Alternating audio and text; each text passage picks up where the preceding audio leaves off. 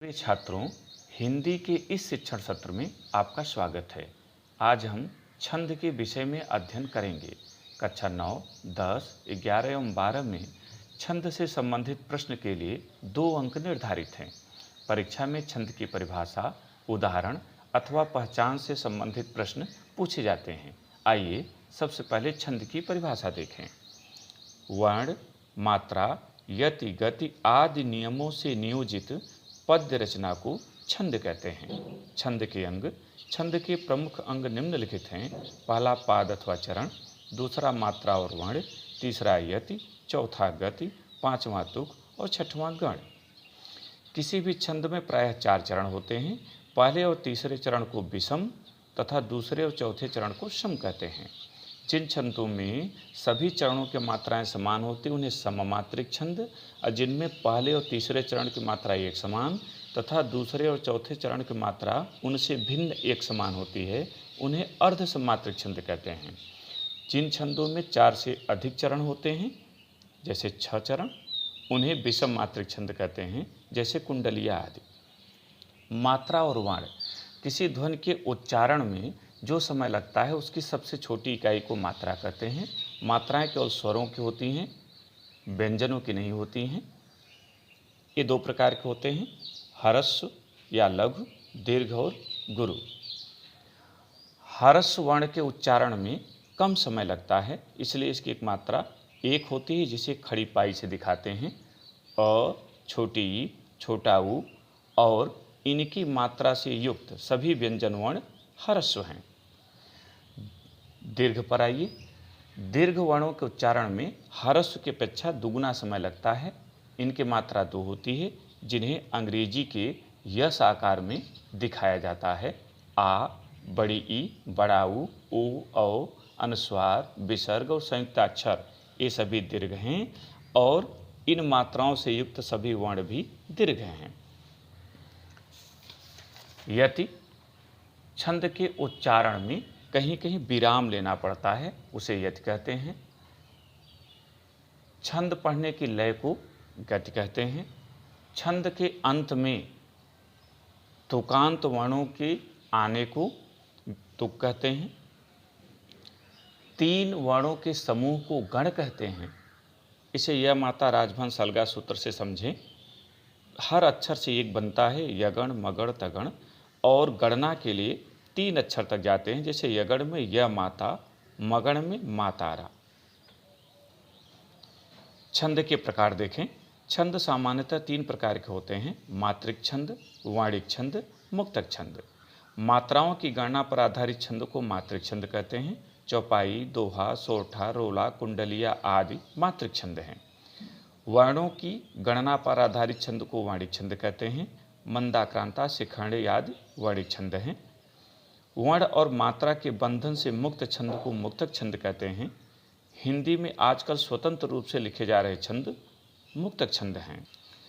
कक्षा 9 के पाठ्यक्रम में चौपाई और दोहा छंद, 10 में रोला और सोरठा छंद तथा 11-12 सामान्य हिंदी में चौपाई, दोहा, सोरठा और कुंडलिया, ये 4 छंद निर्धारित हैं। तो आइए सबसे पहले चौपाई देखें। परिभाषा। यह सममात्रिक छंद है। इसमें 4 चरण होते हैं। प्रत्येक चरण में 16 मात्राएं होती हैं। 32 मात्राओं पर यति होती है। उदाहरण देखें। जय हनुमान ज्ञान गुण सागर, जय कपीस तिहु लोक उजागर, रामदूत अतुलित बल धामा, अंजनी पुत्र पवन सुत नामा। मात्रा की गणना देखें। ज और य छोटे हैं, इसलिए 1-1 मात्रा। ह भी छोटा है। न में छोटाओं की मात्रा लगी है, जो छोटा होता है, इसलिए 1 मात्रा। म में आ की मात्रा जो दीर्घ है, इसलिए यस आकार में 2, न में 1। ज्ञान ए संयुक्ताक्षर है, इसलिए यहाँ दोनों के लिए 2 मात्रा है। न के लिए 1 मात्रा। यहाँ ग में छोटा की मात्रा, इसलिए 1, न पर 1, सा पर 2 चूँकि आ की मात्रा है, और ग और र पर 1, कुल 16 मात्राएं। इसी तरह से सारी मात्राओं की गणना आप करेंगे। स्पष्टीकरण देखें। प्रस्तुत छंद के प्रत्येक चरण में 16-16 मात्राएं हैं, अतः यह चौपाई छंद है। दूसरा छंद है दोहा। परिभाषा देखें। यह अर्ध सममात्रिक छंद है। इसमें 4 चरण होते हैं। पहले और तीसरे चरण में 13-13 मात्राएं तथा दूसरे और चौथे चरण में 11-11 मात्राएं होती हैं। उदाहरण देखें। रहीमन पानी राखिए, बिन पानी सब सून, पानी गए न ऊबरे, मोती मानुष चून। स्पष्टीकरण देखें। प्रस्तुत छंद के पहले और तीसरे चरण में 13-13 मात्राएं तथा दूसरे और चौथे चरण में 11-11 मात्राएं हैं, अतः यह दोहा छंद है। तीसरा छंद है सोरठा। परिभाषा देखें। यह अर्ध सममात्रिक छंद है। यह दोहे का उल्टा होता है। इसमें 4 चरण होते हैं।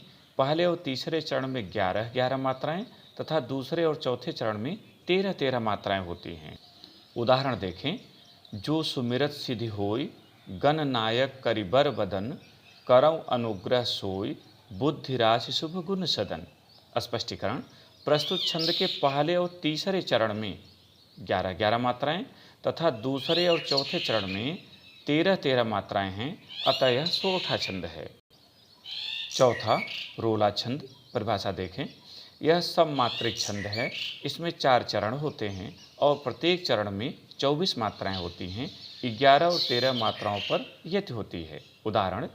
उठो उठे हुए वीर, आज तुम निद्रा त्यागो, करो महासंग्राम नहीं कायर हो भागो, तुम्हें वरेगी विजय अरे यह निश्चय जानो, भारत के दिन लौट आएंगे मेरी मानो।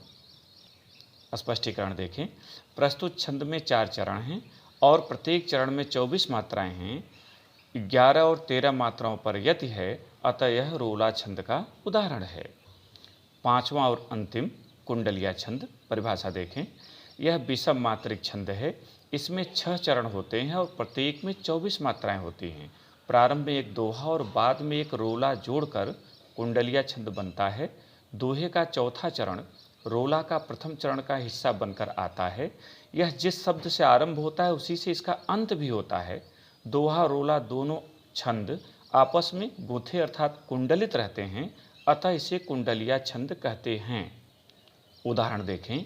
लाठी में हैं गुड़ बहुत, सदा राखिए संग, गहर नदी नाली जहाँ, तहाँ बचावे अंग, तहाँ बचावे अंग, झपट कुत्ता कह मारे, दुश्मन दावा गिर होए तिनहू को झारे, कह गिरधर कबीराय सुनो हे दूर के बाठी, सब हथियार छाड़ हाथ मह लीजय लाठी। स्पष्टीकरण देखें। प्रस्तुत छंद का प्रथम एवं द्वितीय चरण दोहा के हैं तथा बाद के 4 चरण रोला के हैं। प्रत्येक चरण में 24 मात्राएं हैं। दोहा और रोला के कुंडलित होने से यह कुंडलिया छंद का उदाहरण है। प्रिय छात्रों, मुझे उम्मीद है कि आपको छंद प्रकरण अच्छी तरह से समझ में आ गया होगा और अभ्यास करें। धन्यवाद।